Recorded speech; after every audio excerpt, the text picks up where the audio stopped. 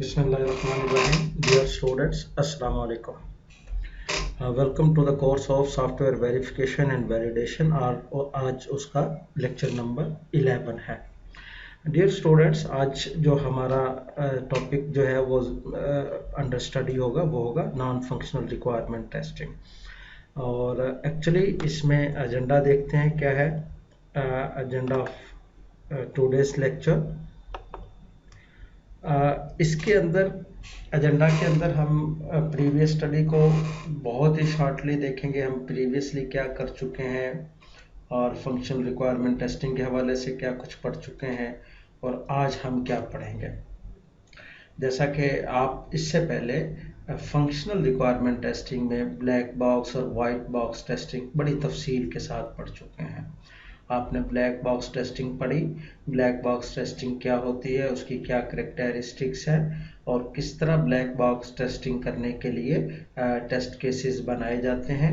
और चूंकि exhaustive testing possible नहीं है तो किस तरह किस टेक्निक के साथ हम जो है वो इक्विवेलेंस पार्टीशनिंग का कॉन्सेप्ट आया कि हम हर एक क्लास में से एक एक टेस्ट केस बना के उसको चेक कर लेंगे इंटरफेस के ऊपर और देखेंगे कि क्या हमें एक्सपेक्टेड उसके अंदर आउटपुट मिल रही है. तो हर क्लास में से एक एक टेस्ट केस को एग्जीक्यूट करके चेक कर लिया जाए बजाय इसके कि पूरी क्लास को वन बाय वन टेस्ट किया जाए. So due to the shortage of resources, due to the shortage of time and development life cycle, it is impossible to perform exhaustive testing. So उसके लिए ये वाली टेक्निक्स होती हैं जो कि हम यूज़ करते हैं कि एफिशिएंट जो है वो टेस्टिंग बनाई जा सके. वाइट बॉक्स टेस्टिंग आप बड़ी तफसील से पढ़ चुके हैं. वाइट बॉक्स टेस्टिंग क्या है, इसकी क्या प्रोज एंड कॉन्स हैं और वाइट बॉक्स टेस्टिंग में डिफरेंट फॉर्म्स क्या हैं वाइट बॉक्स टेस्टिंग की. और यूनिट टेस्टिंग से लेके आप सिस्टम टेस्टिंग तक डिफरेंट टेस्टिंग जो हमारे पास अप्रोचेस हैं या टेक्निक्स हैं वो आप पढ़ चुके हैं. और इसमें बड़ी डिटेल के साथ मैंने अपने लास्ट लेक्चर के अंदर यूनिट टेस्टिंग के मतलब डिस्कस किया क्योंकि ये फाउंडेशन थी कि इसके अंदर आपने यूनिट टेस्टिंग अगर किसी को का हैंड्स ऑन एक्सपीरियंस हो जाए यूनिट टेस्टिंग का तो आई थिंक कि उसके लिए इंटीग्रेशन टेस्टिंग और सिस्टम टेस्टिंग कदरे आसान हो जाती है. तो हमने लास्ट लेक्चर के अंदर देखा कि यूनिट लेवल के ऊपर टेस्ट स्टेटमेंट्स को कैसे टेस्ट करते हैं, ब्रांच को कैसे टेस्ट करते हैं, डिफरेंट जो कंट्रोल फ्लो है उसको कैसे टेस्ट किया जाता है. तो आज मैं ये समझ रहा हूँ कि आपको एक तीसरी तरह की टेस्टिंग से मुतारफ़ कराया जाए. वो टेस्टिंग है हमारी नॉन फंक्शनल रिक्वायरमेंट्स की टेस्टिंग. कोई भी सिस्टम है उसके अंदर नॉन फंक्शनल रिक्वायरमेंट्स की बड़ी इम्पोर्टेंस होती है. और पर्टिकुलरली आजकल मैं आज जिस नॉन फंक्शनल रिक्वायरमेंट की आज टेस्टिंग आपको करके दिखाऊंगा और जो आज हमारे ज़ेर मुतालिया रहेंगी वो उसका एक बहुत बड़ा रोल है. प्रोडक्ट सिलेक्शन के अंदर एक कस्टमर एक यूज़र जब कोई मार्केट के अंदर जाके आप कोई प्रोडक्ट को ख़रीदता है, कोई एप्लीकेशन को ख़रीदता है तो उसके ख़रीदने के वक्त वो उसका देखता है कि ये किस हद तक इजी टू यूज़ है, किस हद तक ये यूज़र फ्रेंडली है, किस हद तक मैं इसके ऊपर टास्क परफॉर्म करूँगा तो मैं बड़े कंफर्टेबली टास्क परफॉर्म कर सकता हूँ. तो आज हम इस जो नॉन फंक्शनल रिक्वायरमेंट्स है जिसको यूजेबिलिटी कहा जाता है, आज हम देखेंगे कि इसको जब टेस्ट किया जाता है यूज़र इंटरफेस टेस्टिंग क्या होती है, उसको कौन सी मेजर टेक्निक है जो ये यूज़र इंटरफेस टेस्टिंग में हेल्प करती है. और उसके साथ हम देखेंगे कि वो जो टेस्टिंग हो रही है वो उसको रियल टाइम में डिफरेंट इंटरफेसेस के ऊपर हम कोशिश करेंगे कि प्रॉब्लम्स को आइडेंटिफाई करके भी देखें ताकि उस कॉन्सेप्ट को ज़्यादा अच्छे तरीके से ग्रैस्प कर लें. ओके, तो इस सिलसिले में आज जो लेक्चर है वो एक्चुअली आपका यहाँ से शुरू होगा. और ये वाला जो लेक्चर है मटेरियल है ये computer graphics and SCI group है कैज़र्सलाउटर्न यूनिवर्सिटी जर्मनी का, वहाँ से ये मटेरियल इस पर्टिकुलर जो यूज़र इंटरफेस इवेल्यूएशन या टेस्टिंग के मतलब मिला है। आज हम इंशाल्लाह इसको स्टडी करेंगे। आई होप कि आप इसको एंजॉय करेंगे। ओके, ये जो ह्यूरिस्टिक है, ह्यूरिस्टिक जो होता है ये इसको आम लफ्ज़ों में कहा जाता है rule of thumb. Rule of thumb कह लें, इसको कोई गाइडलाइन कह लें, इसको कोई प्रिंसिपल कह लें, इसके कई मीनिंग हो सकते हैं। यहाँ पर ह्यूरिस्टिक इवैल्यूएशन से मुराद एक वो मेथड है जो मेथड हम यूज़ करते हैं यूजेबिलिटी को टेस्ट करने के लिए, यूजेबिलिटी को इवैल्यूएट करने के लिए, और वो किसी भी एप्लीकेशन की हो सकती है। सो heuristic evaluation is a method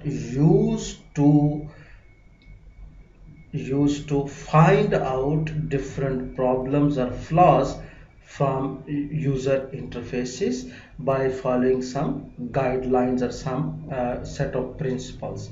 heuristics का मैंने आपको जिस तरह बताया डिफरेंट मीनिंग्स हैं, प्रिंसिपल्स भी इसको कहते हैं, गाइडलाइंस भी हैं, और ये गाइड करता है डिज़ाइन डिसीजंस के अंदर भी। ह्यूरिस्टिक इवैल्यूएशन जो मेथड है ये एक्चुअली डेवलप किया था इनिशियली नेल्सन और मॉलिश ने, और ये एक फ्लेक्सिबल और रिलेटिवली चीप अप्रोच है। फ्लेक्सिबल इन ए सेंस कि हर डोमेन की एप्लीकेशंस होती हैं, और हर डोमेन की एप्लीकेशन के इंटरफेसेस को जब टेस्ट करने लगते हैं तो इस मेथड के अंदर थोड़ी बहुत तब्दीली कर ली जाती है। एक दो गाइडलाइन इसके अंदर ऐसी शामिल कर ली जाती हैं जो उस पर्टिकुलर डोमेन एप्लीकेशन से मुतल्लिका होती हैं, ताकि जो भी यूज़र इंटरफेस के ऊपर यूज़र से रिलेटेड फ्लॉज हैं उनको इफ़ेक्टिवली आइडेंटिफाई किया जा सके।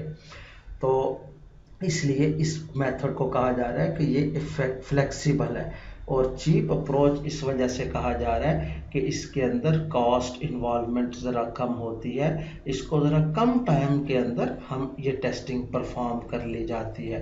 तो use a set of relatively simple and general heuristics useful for evaluating early design and can also be used on prototypes, storyboards and full functioning systems के ऊपर।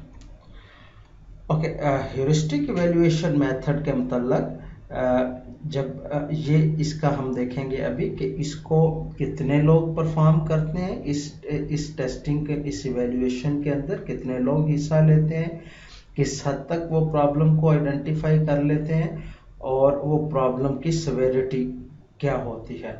सो ये जो नंबर ऑफ इवैल्यूएटर्स होते हैं इसमें अकॉर्डिंग टू नेल्सन, ये जो एक जिसने ये मेथड बनाया था उसने कहा कि 3 से 5 लोग अगर किसी भी एप्लीकेशन के यूज़र इंटरफेसेस की यूजेबिलिटी को टेस्ट करने के लिए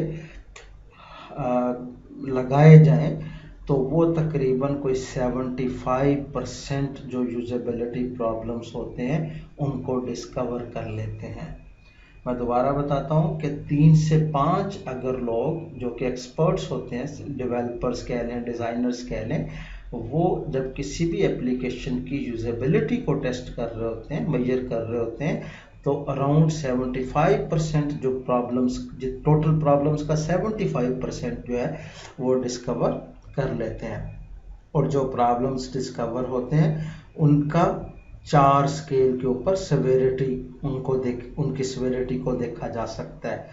0 लेवल के ऊपर जब कोई प्रॉब्लम आइडेंटिफाई हुआ तो एक्सपर्ट यहाँ पे कह सकते हैं कि जी नो प्रॉब्लम एट ऑल, ये प्रॉब्लम नहीं है। जो 1 हम जिसको असाइन करते हैं प्रॉब्लम को, उसका मतलब ये होता है कि ये कॉस्मेटिक प्रॉब्लम है, सतही सा प्रॉब्लम है, इसको ज़रूरत है कि इसको फिक्स किया जाए। जिस प्रॉब्लम को एक्सपर्ट्स कहते हैं कि ये इसकी सेवेरिटी 2 है, तो उसको ये समझा जाता है कि ये माइनर यूजेबिलिटी प्रॉब्लम है और की फिक्सिंग ज़रूरी है, लेकिन ये बिल्कुल हाई प्रायोरिटी पे नहीं है कि अभी के अभी इसको फिक्स किया जाए। तीसरा जिसको नंबर असाइन होता है, जिस प्रॉब्लम को, जो प्रॉब्लम आइडेंटिफाई हुआ है, उसको हम कहते हैं कि ये मेजर यूजेबिलिटी प्रॉब्लम है और ये इम्पोर्टेंट है फिक्स करना, इसको प्रायोरिटी पे रख के इसको फिक्स किया जाए।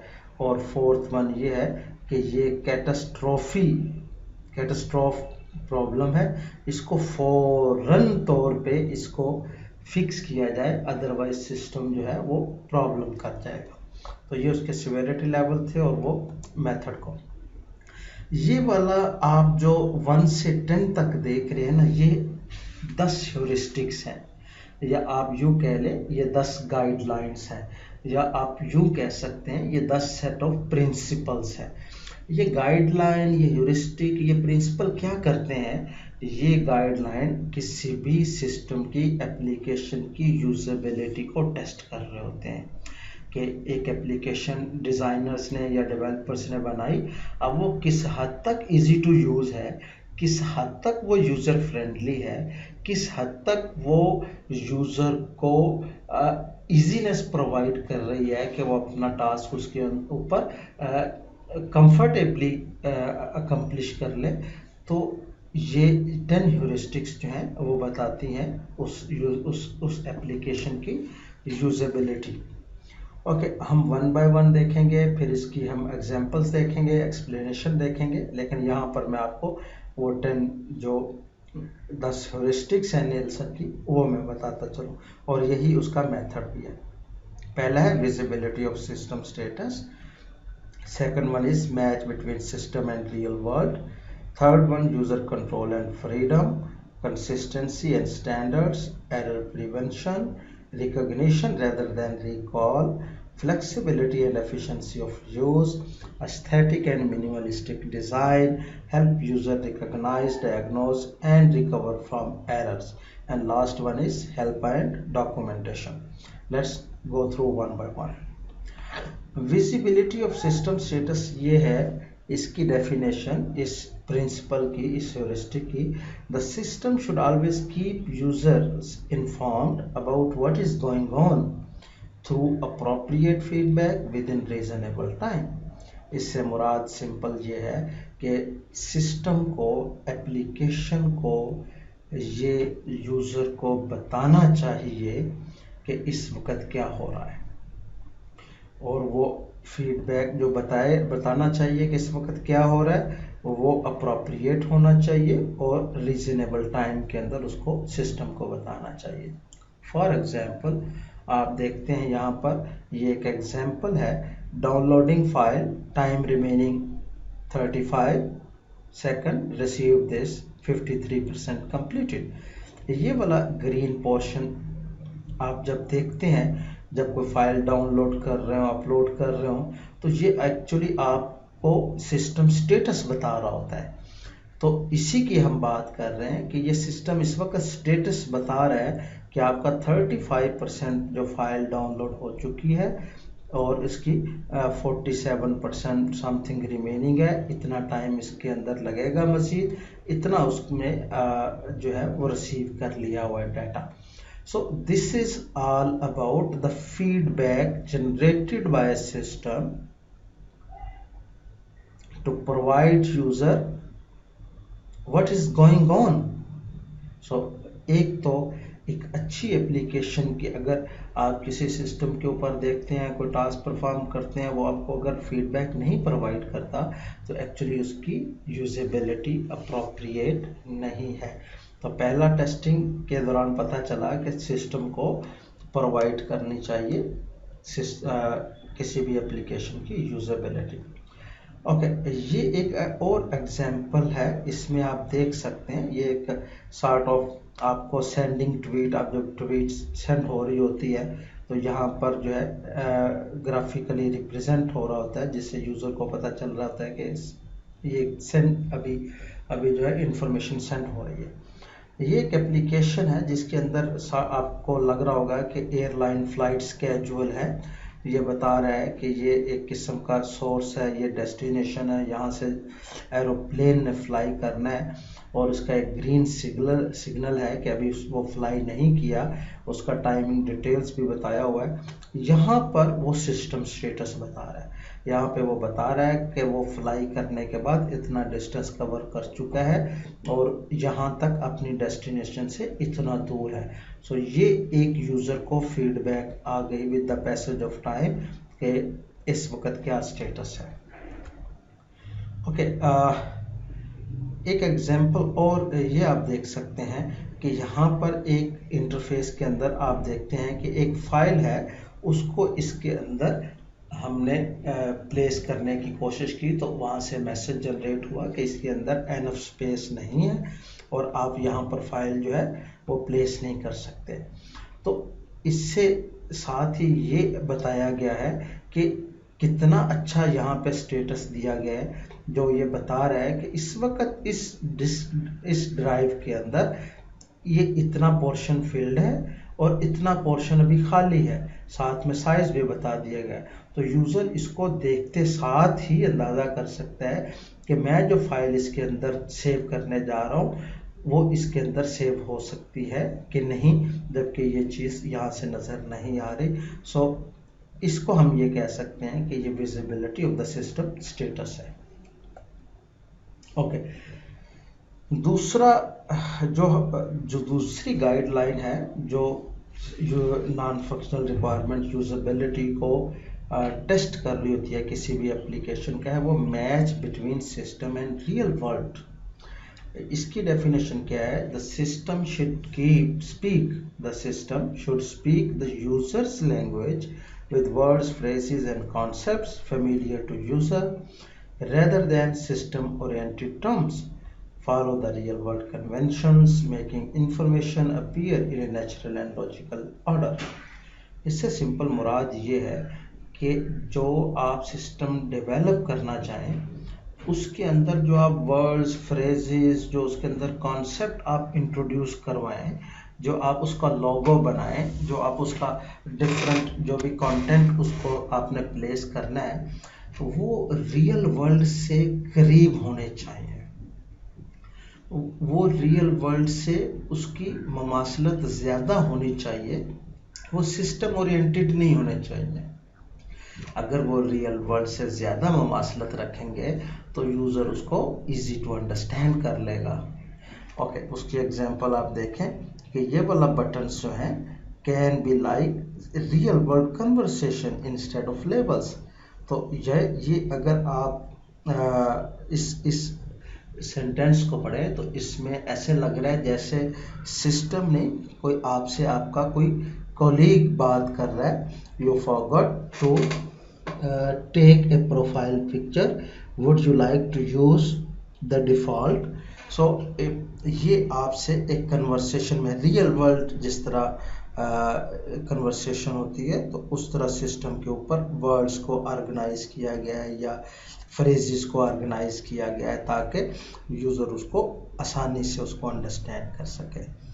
यूजुअली आप एप्लीकेशन के ऊपर फैक देखते हैं, FAQs, और उसके ऊपर उसमें क्या होता है कि डिफरेंट सिस्टम से मुतल्लिक़ क्वेश्चंस होते हैं, लेकिन इसकी जगह पे अगर हम ये लिख दें FAQs एक सिस्टम ओरिएंटेड वर्ड है और उसकी जगह अगर ये लिखा हो how can we help you, तो इट सीम्स कि ये एक रियल वर्ल्ड से ज़्यादा, एक रियल सिनेरियो में ये ज़्यादा अच्छा लग रहा होता है, यूज़र को ज़्यादा ऐसा लग रहा होता है कि ये रियल वर्ल्ड कन्वर्सेशन है। So these are the examples. ये एक एग्जांपल आप देख सकते हैं, उसकी वायोलेशन कह लें इस ह्यूरिस्टिक नंबर 2 की, refrain from confusing people with system oriented language and design. तो उसकी एक एग्जांपल कंटिन्यू इफ एनेबल्ड। सो यहाँ पर कंटिन्यू इफ एनेबल्ड से यूज़र कंफ्यूज हो रहा है कि what does this mean, I mean के किस उसमें कोई वाज़े पूरी तरह क्लैरिटी के साथ कोई बात ऐसी नहीं की गई। सो ये थोड़ा सा कंफ्यूजिंग है, सिस्टम ओरिएंटेड ज़्यादा है, इस वजह से इन चीज़ों से जो है एहतियात करनी चाहिए while designing system. Third one is user control and freedom. इसकी डेफिनेशन ये है कि user often choose system functions by mistake and will need a clearly marked emergency exit to leave the unwanted state without having to go through an extended dialogue, spot, undo and redo। इससे मुराद ये है, simply आप देखते हैं कि जब आप कोई सिस्टम यूज़ कर रहे होते हैं, ठीक है, और आप उसमें समटाइम्स कोई चीज़ सर्च कर रहे हैं, कोई टास्क परफॉर्म कर रहे हैं और करते करते आप देखते हैं कि ओह आप तो उससे बहुत दूर निकल चुके हैं, तो वापसी के लिए आप अपने ऊपर यहाँ पर बैक का बटन देख रहे होते हैं, तो बैक के बटन से क्लिक करके आप वापस अपनी पोजीशन पे आ जाते हैं। तो यही एक्चुअली यहाँ पे ये कहा जा रहा है कि user control and freedom, user जो है वो मिस्टेक्स कर लेता है लेकिन उसको एक इमरजेंसी एग्जिट देना चाहिए, और वो इमरजेंसी एग्जिट अनडू और रीडू है। जैसे आपने फॉर एग्जांपल जीमेल पे देखते हैं कि आपने कोई मैसेज या ईमेल सेंड की है, तो आप सेंड करने के बाद पता चलता है कि ओह ये तो मैं किसी गलत बंदे को सेंड कर चुका हूँ, तो अनडू का ऑप्शन है, आप अनडू से उसको वापस कर सकते हैं। It's a good thing in Google's Gmail allows that. ये एक यूज़र कंट्रोल है, फ्रीडम की है। इसमें आप देखते हैं यूज़र कंट्रोल में जिस तरह हमने कहा कि यूज़र को कंट्रोल भी और फ्रीडम दोनों भी, यहाँ पे आप देखते हैं कि फॉर एग्जांपल आप कोई चीज़ किसी भी ऑनलाइन शॉपिंग आप कर रहे हैं, तो आपने कोई आइटम सेलेक्ट किए हैं, बाद में आप चाहें तो उनको डिलीट कर लें, को मॉडिफाई कर लें, तो ये सॉर्ट ऑफ जो है वो आपको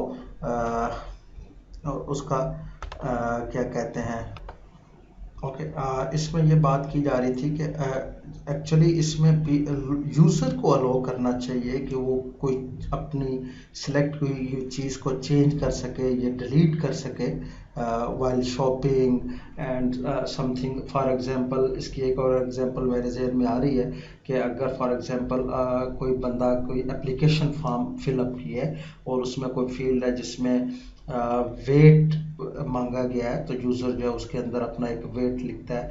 आफ्टर फ्यू ईयर्स अगर उसमें जो है वो यूज़र्स का जो वेट अप डाउन होता रहता है, तो सिस्टम को ये फैसिलिटी देनी चाहिए, ये फ्रीडम और कंट्रोल देना चाहिए यूज़र को कि वो उसके अंदर दोबारा अपना मॉडिफाई कर सके। तो एग्जैक्टली इसी तरह है कि यूज़र को कंट्रोल और फ्रीडम होनी चाहिए कि अगर वो कहीं पे चेंज या डिलीट कर सके जो उसने अपनी चीज़ें सेलेक्ट की हुई हैं, ताकि यूज़र जो है वो कंफर्ट फील करे इसको यूज़ करने में। Okay, user control and freedom, इसमें actually there is no way to undo a text edit on Android. Android के ऊपर आप ये देखते हैं कि I just deleted what I typed and can not get it back. So ये अगर आपने डिलीट कर दिया है तो ये फैसिलिटेट नहीं कर रहा कि जो है वो उसको रिट्रीव कर सके उस डाटा को। तो इसमें ये कहा जा रहा है कि ये एक्चुअली ऐसा नहीं होना चाहिए। एक अच्छे यूजेबल इंटरफेस की निशानी है कि वो अनडू प्रोवाइड करता है, जैसे हमने उसमें डिस्कस किया। Okay, thank you so much. इंशाल्लाह हम नेक्स्ट ह्यूरिस्टिक्स जो है वो दूसरी फाइल के अंदर इसको डिस्कस करते हैं।